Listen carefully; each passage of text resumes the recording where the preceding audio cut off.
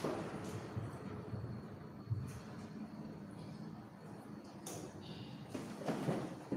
Tuhan, shalom. Shalom. Shalom. Ya, kita bersyukur kepada Tuhan pada sore hari ini kita masih diberikan kesempatan yang ibadah wanitanya yang tertunda ya.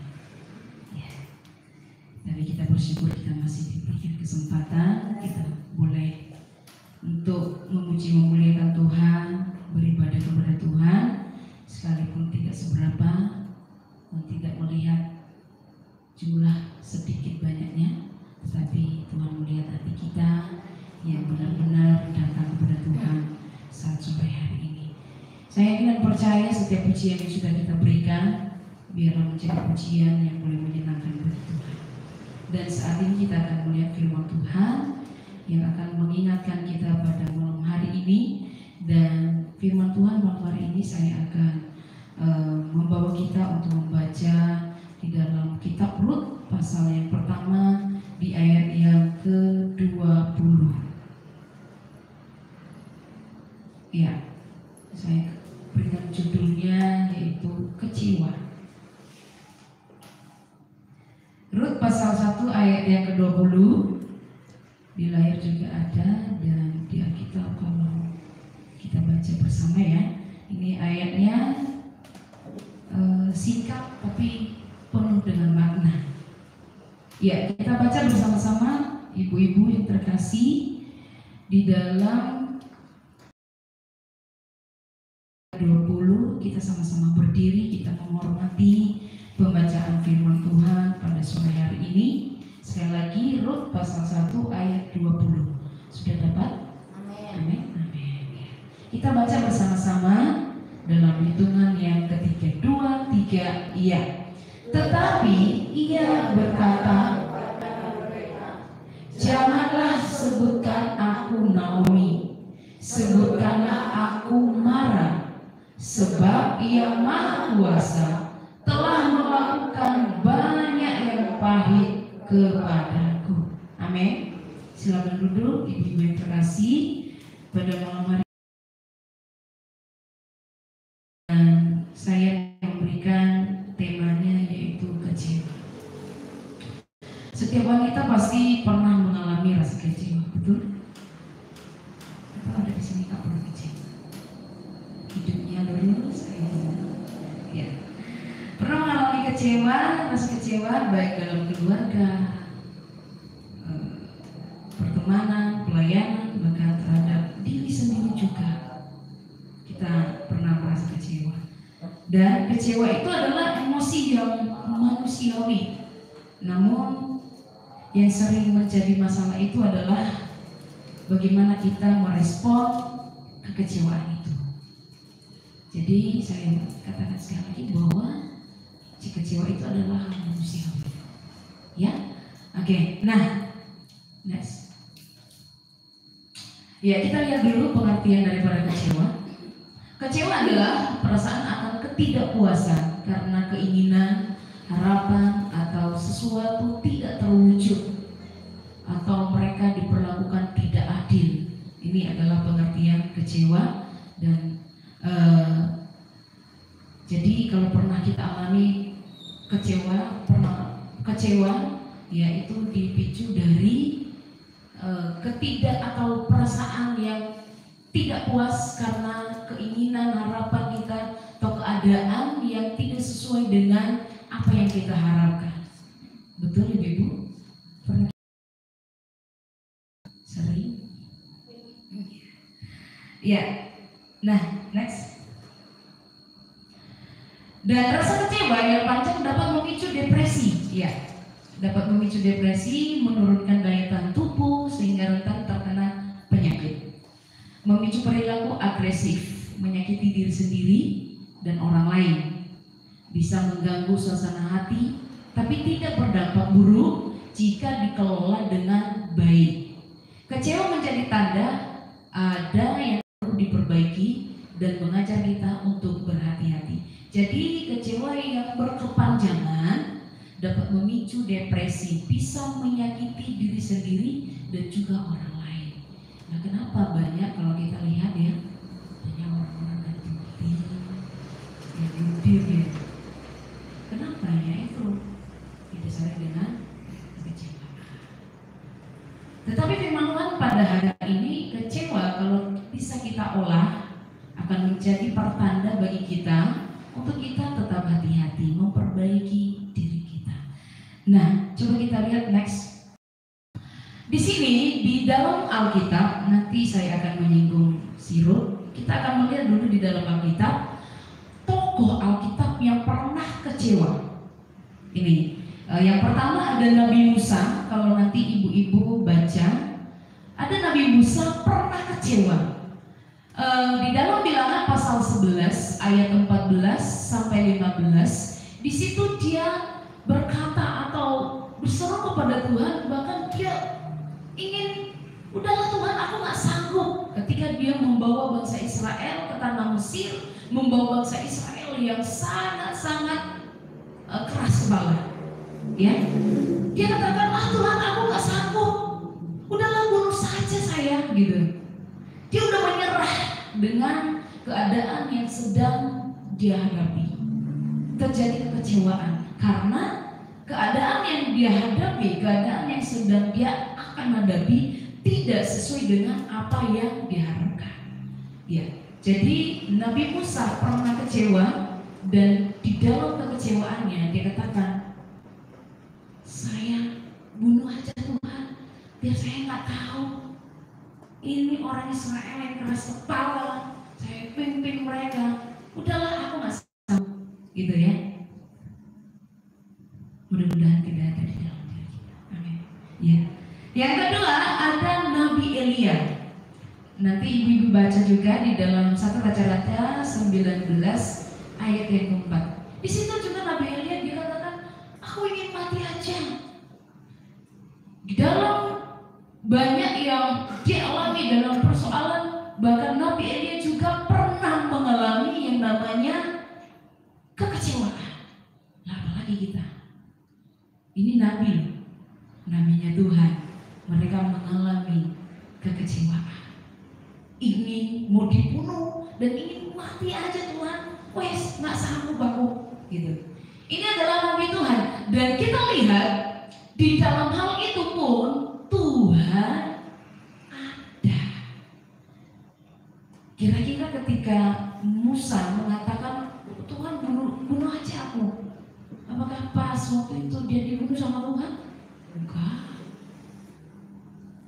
Itu si Nabi Elia ingin mati saja. Nanti kalau kita baca dulu ibu-ibu di dalam 1 Raja-Raja. Salah satu baca 1 Raja-Raja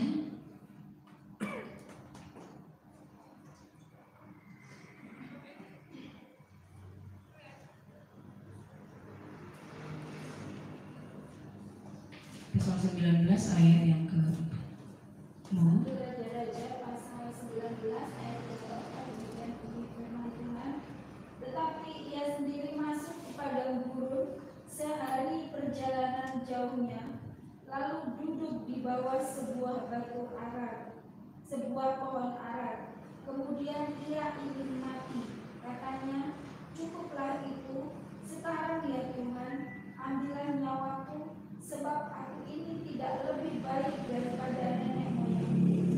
Ya, jadi di sini kita lihat Nabi Elia ketika sudah banyak pergumulan, banyak yang mengejar dia, dan di situ dia sudah menyerah. Dia katakan, udahlah sampai di sini aja Tuhan, saja nyawaku, aku nggak bisa lagi. Tetapi kita lihat bahwa di dalam hal itu juga Tuhan masih ada bersama dia, dan di situ Tuhan masih memberikan kekuatan kepada dia. Justru di dalam hal itu Tuhan menyatakan kuasanya. Amin. Kita lihat berikutnya. Ya, tetapi kita lihat pada malam hari ini satu tokoh yang luar biasa, yaitu Naomi.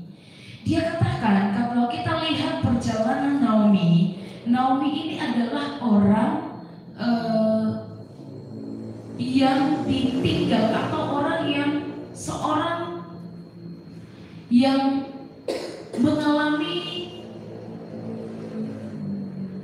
banyak hal yang membuat dia kecewa, terkhusus ketika dia waktu pergi bersama suaminya ke Moab, tetapi pada saat itu beberapa tahun kemudian suaminya meninggalkan dia, dan kedua anaknya meninggalkan dia juga. Dan di situ kita lihat bahwa ada kekecewaan yang sungguh besar dialami oleh seorang Naomi, di mana yang harusnya dia ini adalah orang yang diberkati.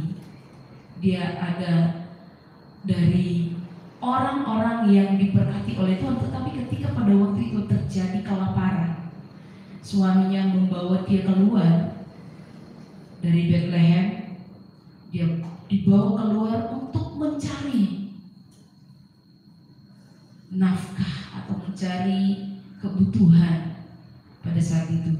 Dan justru ketika mereka keluar dari rumah Tuhan, dia dibawa ke suatu tempat untuk mencari yang lebih wow lagi gitu.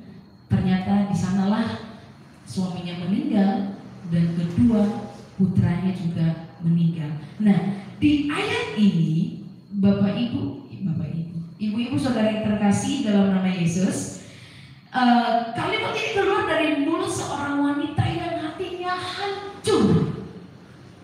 Bayangkan, sudah suaminya meninggalkan dia, dan kedua putranya meninggalkan dia.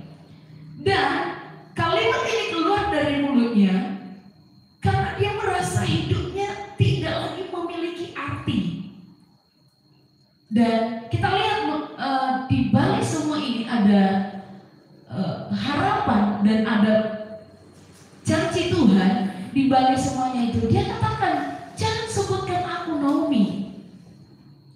Ketika nama tak lagi mewakili isi hati nama. Karena kenapa? Kalau kita lihat ya, nama Naomi itu berasal dari bahasa Ibrani yang namanya Naomi, yang berarti yang menyenangkan atau manis atau penuh kebaikan. Jadi nama Naomi itu yaitu penuh kebaikan, manis. Tetapi ketika dia diperhadapkan dengan masalah ini, dengan persoalan yang sudah dialami ini, maka nama yang sesungguhnya itu tidak terima lagi bagi dia.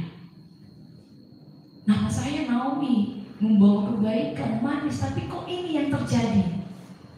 Justru pahit yang saya rasakan, justru pahit yang saya alami. Sehingga dia katakan, jangan sebutkan aku Naomi.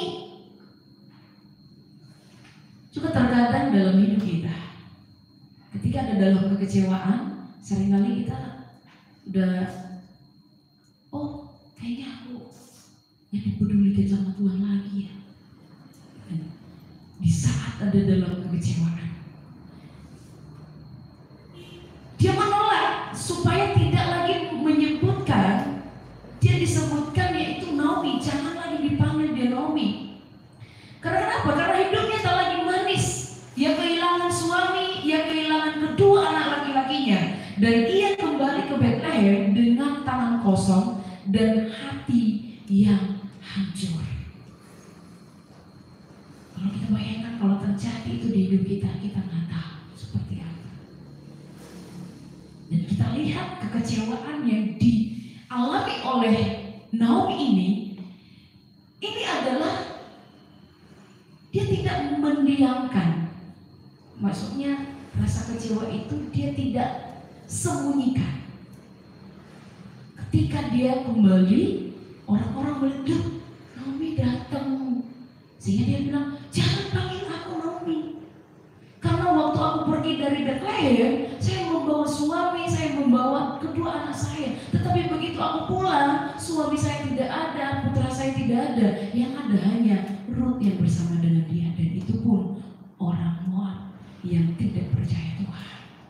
Nah, itulah sebabnya Naomi menolak identitas itu atau dipanggil dia Naomi. Nah, seberapa banyak kita yang merasa seperti Naomi hari-hari ini, yang kita itu adalah anak Tuhan, status kita itu, identitas kita adalah orang-orang yang diberkati. Sering di saat kita dalam hal kekecewaan, saya tidak tahu apa, dalam hal kekecewaan apa, tapi kadang kita ada dalam posisi seperti ini.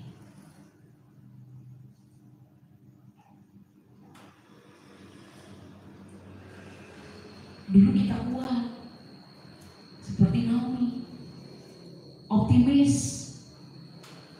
Sekarang kecewa karena hanya kekecewaan. Sekarang lemah karena hanya kekecewaan. Dulu optimis, oh saya akan melakukan ini, tetapi gara-gara kekecewaan kita mulai pesimis. Seperti Naomi.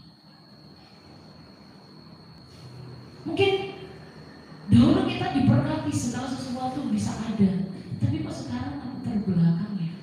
Segala sesuatu yang saya butuhkan kok sulit ya gitu. Nah itu sering membawa kita ke hal-hal seperti itu. Kadang kita nggak merasakan kita dalam posisi seperti Naomi. Nah di sini bahwa atas kejujuran daripada Naomi ini, bahkan dia katakan, jangan panggil aku Naomi, karena sudah banyak yang pahit yang sudah Tuhan berikan kepada saya. Dan Naomi ini adalah gambaran wanita yang terluka dan ia jujur tentang itu. Amin. Dia kecewa, tapi dia jujur di hadapan manusia dan di hadapan Tuhan. Dia tidak menyembunyikan kekecewaan. Yang kedua kita lihat, next, ya. Tetapi dia katakan, sebutkanlah aku Mara. Saat hidup terasa pahit, Naomi minta dipanggil Mara, yang berarti pahit. Ini bukan sekedar penggantian nama, ini adalah pengakuan jiwa. Ia berkata, aku tidak manis lagi, aku pahit, hidupku pahit, hatiku pahit. Yang dia rasakan ketika terjadi sesuatu hal di dalam hidupnya, yang dia rasakan bukan lagi manis, bukan lagi yang membawa kebahagiaan, tetapi dia katakan bahwa yang dia rasakan pada waktu itu adalah pahit. Suaminya meninggalkan dia, anak-anaknya meninggalkan dia, dan ketika dia pulang dari tanah dari Moab, dia tidak membawa apa-apa.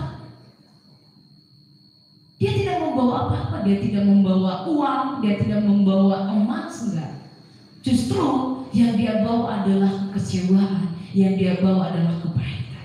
Nah, di sini kita melihat bahwa sebutkanlah aku Mara, karena hidupku tidak manis lagi. Nah, kata Mara juga muncul di dalam Keluaran pasal 15 ayat 23. Di sana nanti kalau Bibi baca, ketika orang Israel menemukan air yang tidak bisa diminum karena pahit, disitulah Musa berdoa dan Tuhan membuat air itu menjadi manis. Jadi kehidupan yang tidak lagi manis atau kehidupan yang sudah pahit, tidak ada lagi harapan. Nah, jadi sehingga Naomi ini menolak untuk dipanggil dia Naomi.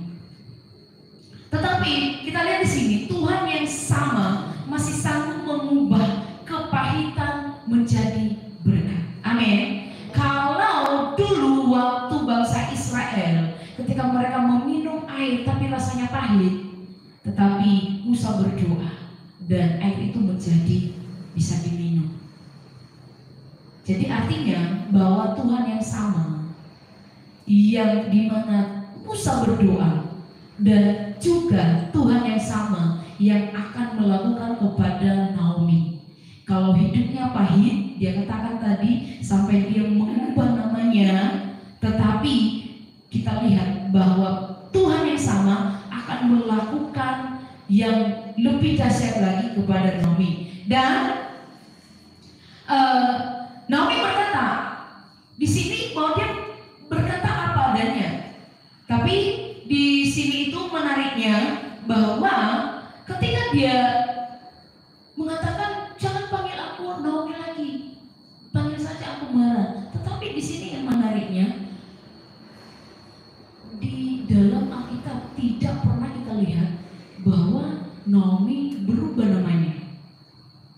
Artinya bahwa sekalipun Naomi itu meminta supaya diubah namanya, jangan panggil aku Naomi, tetapi Tuhan tidak mengubah atau tidak pernah mengganti nama Naomi. Naomi tetap Naomi. Amin. Kalau kita adalah orang-orang yang diberkati, kita adalah orang-orang yang diberkati. Jadi kekecewaan tidak pernah mengubah identitas kita. Amin. Kalau kita adalah anak Tuhan yang diberkati Tuhan, anak Tuhan yang disayang Tuhan, tidak karena kekecewaan akan mengubah identitas kita. Seperti Naomi, ketika dia meminta untuk diubah namanya, jangan panggil aku Naomi, tetapi Tuhan tidak pernah mengubah namanya. Naomi dari dulu sampai sekarang kita kenal adalah Naomi, bukan Mara. Betul? Beda dengan Sarah. Sarai diubah menjadi Sarah. Tetapi kalau Mara, dia meminta supaya diubah namanya, tetapi Tuhan tidak mau. Artinya bahwa kalau sudah ditetapkan kita adalah anak Tuhan, maka kekecewaan itu tidak pernah mengubah identitas kita di hadapan Tuhan. Kita adalah orang yang disayang Tuhan. Amin. Katakan di dalam dirimu, saya adalah kesayangan Tuhan. Kalau kita adalah kesayangan Tuhan, ingat bahwa Tuhan sangat mengasihi kita. Nah, di sini bahwa merasa ada luka di dalam hidup kita, ada kekecewaan dalam hidup kita. Ingat yang tadi saya katakan bahwa semua itu tidak pernah atau tidak bisa mengubah identitas kita di hadapan Tuhan. Seberat apapun masalahmu, seberat apapun kekecewaanmu, ingat bahwa engkau adalah disayang oleh Tuhan. Amin. Seperti itu Naomi, dia tidak pernah diubah namanya. Yang ketiga kita akan melihat next, bahwa yang ketiga di ayat yang kita baca tadi itu, di dalam Rut pasal yang ke-1 ayat yang ke-20 tadi, di situ justru dia katakan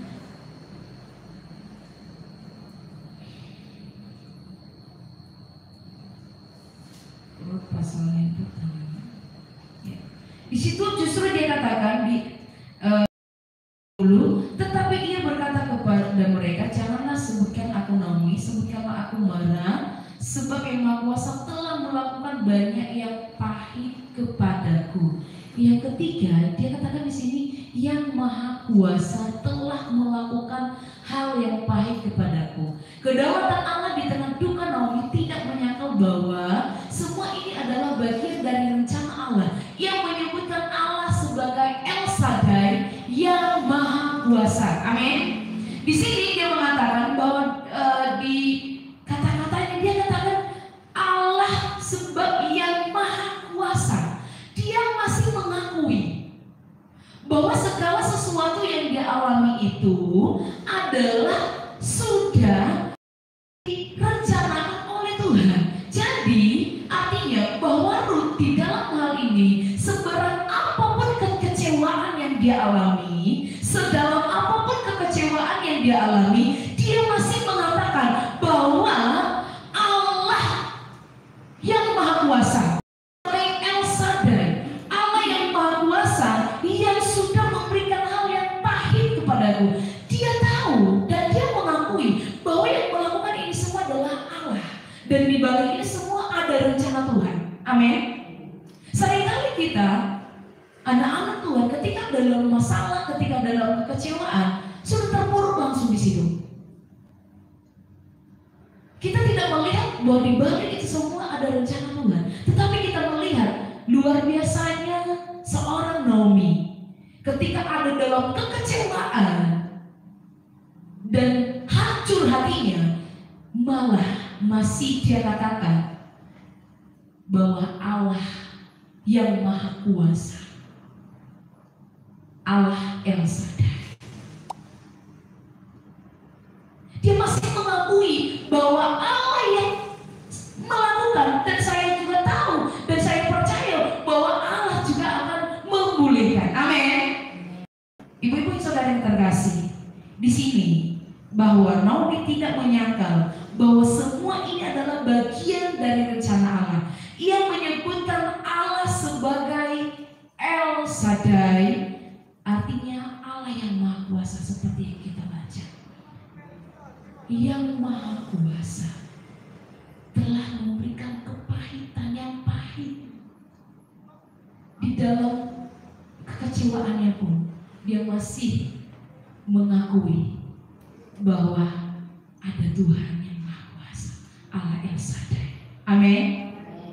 Ibu-ibu saudara yang terkasih dalam nama Tuhan Yesus, saya tidak tahu kekecewaannya seperti apa, dan saya tidak tahu kecewanya dalam hal apa. Tetapi malam hari ini melalui firman Tuhan, jangan tenggelam dalam hal kekecewaan. Ingat segala sesuatu Tuhan turut campur tangan dalam segala hal untuk mendatangkan kebaikan bagi kita. Amin. Baca dalam Roma dulu.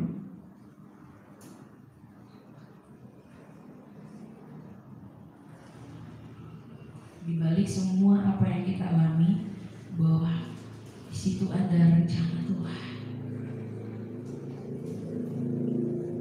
Ya, Roma pasal 8 ayat yang 28. Salah seorang baca, ibu-ibu, monggo. Roma pasal 8 ayat 28. Roma pasal 8 ayat yang ke-28. Kita tahu sekarang bahwa Allah turut bekerja dalam segala sesuatu untuk mendatangkan kebaikan bagi mereka yang mengasihi Dia. Amin. Yaitu bagi mereka yang terpanggil sesuai dengan rencana Allah. Amin. Amin. Amin. Kita tahu sekarang bahwa Allah turut bekerja dalam segala sesuatu untuk mendatangkan kebaikan bagi mereka yang mengasihi Dia. Amin. Jadi Naomi pada waktu itu dia percaya bahwa segala sesuatu yang dia alami itu seizin yang Maha Kuasa, atau Allah El Shaddai, Allah yang Maha Kuasa. Kalau Tuhan yang sudah bekerja, dia juga yakin bahwa di balik semuanya itu Tuhan akan memulihkan hidupnya. Amin. Amin. Nah, Naomi di sini ia kecewa, tapi ia tetap menyebut Tuhan yang Maha Kuasa. Di dalam hal kekecewaannya, ia sedih, tapi ia tidak pernah berhenti percaya pada kuasa Allah. Jadi jangan kekecewaan justru mengalahkan kita untuk tetap percaya kepada Allah yang Maha Kuasa. Amin. Harusnya kita sebagai anak Tuhan, kita bisa kelola kekecewaan kita supaya kita bisa melihat kuasa Allah itu terjadi. Nah, di sini bahwa Naomi tahu hidup ini tidak berjalan semaunya sendiri. Bahkan ada rasa pahit pun, dan ada juga rasa manis kalau Tuhan izinkan. Jadi hidup ini tidak selamanya mulus saja. Ada kalanya kita akan menemukan kerikil. Jadi di dalam hal itu kita harus bisa mengelola. Dan kita harus menyadari bahwa segala sesuatu yang terjadi diizinkan Allah untuk memberikan kebaikan bagi kita. Nah, next. Ya. Jadi kesimpulan pada hari ini firman Tuhan yaitu yang pertama, Rut ini bukan akhir dari kisah Naomi. Kalau kita lihat ya, ini dari pasal yang kita baca tadi itu masih permulaan loh, masih pasal 1. Jadi di ayat yang kita baca tadi itu bukan akhir kisah Naomi. Ketika dikatakan jangan panggil aku Naomi, itu bukan akhir ceritanya, masih panjang. Masih kita lihat ada Tuhan telah menyiapkan Rut menantu yang setia. Itu.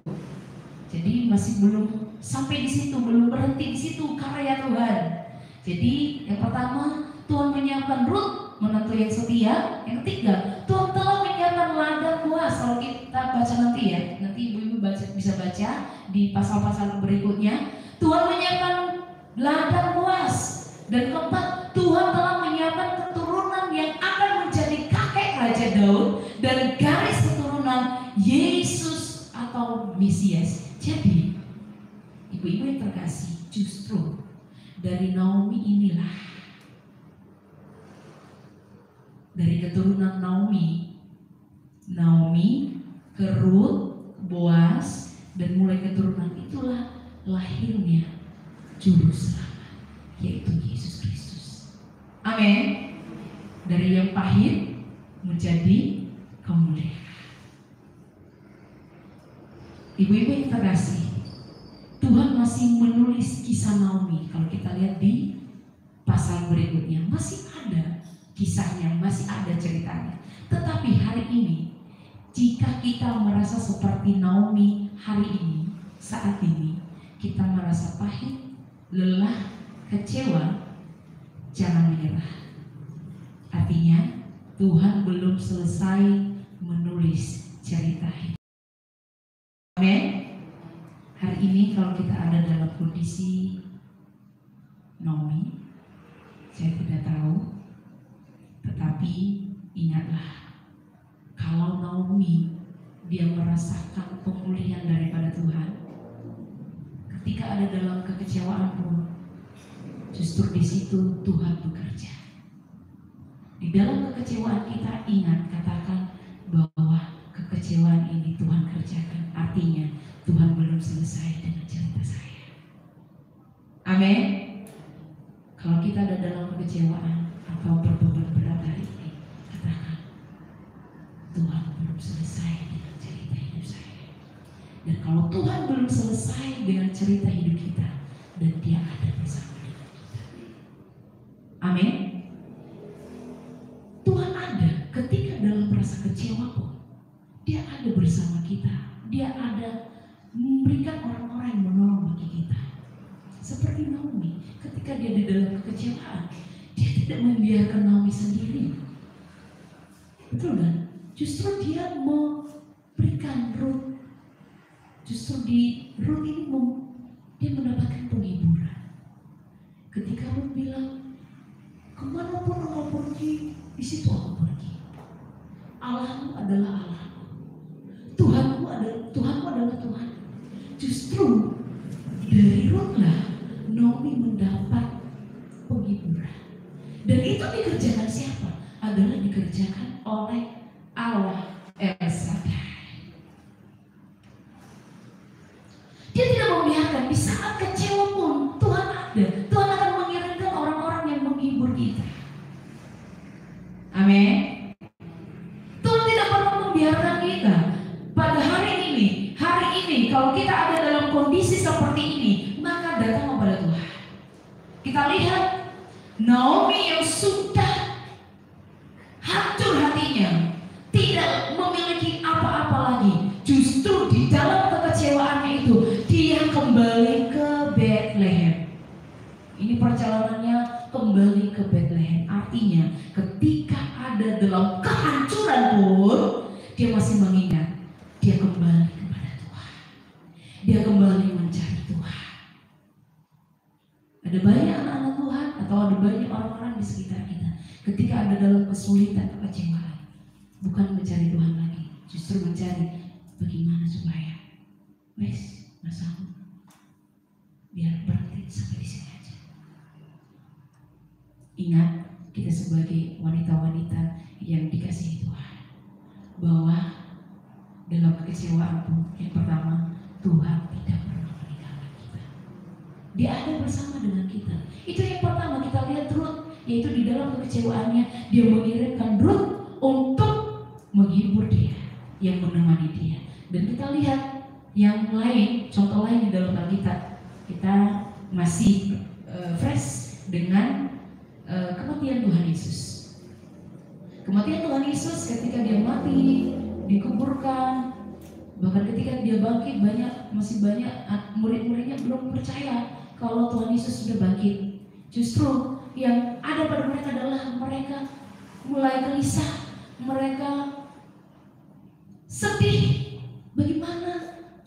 dalam kesedihan mereka, kecewaan mereka yang selalu ada bersama dengan kita. Kok dia mati? Kok gak bangkit? Justru mereka tidak percaya. Justru ketika murid-muridnya lagi berjalan di dalam hati yang sangat kecewa, sedih, mereka takut menangis, justru di dalam perjalanan mereka Tuhan Yesus hadir.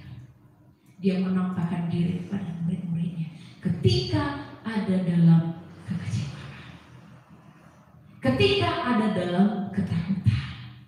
Jadi oleh sebab itu, ketika ada dalam kekecewaan, ketika ada dalam ketakutan, jangan lupa kembalilah kepada Tuhan.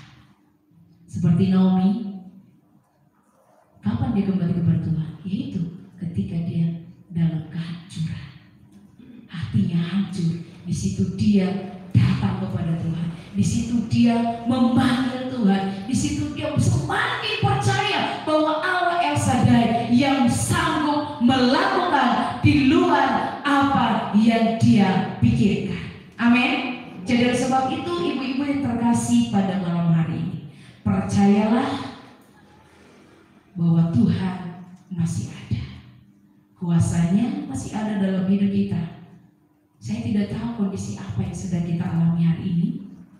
Saya tidak tahu apa yang sedang ibu-ibu hadapi, alami hari-hari ini.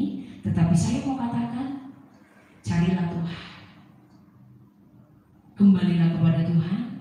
Dia yang sanggup memulihkan dan membalut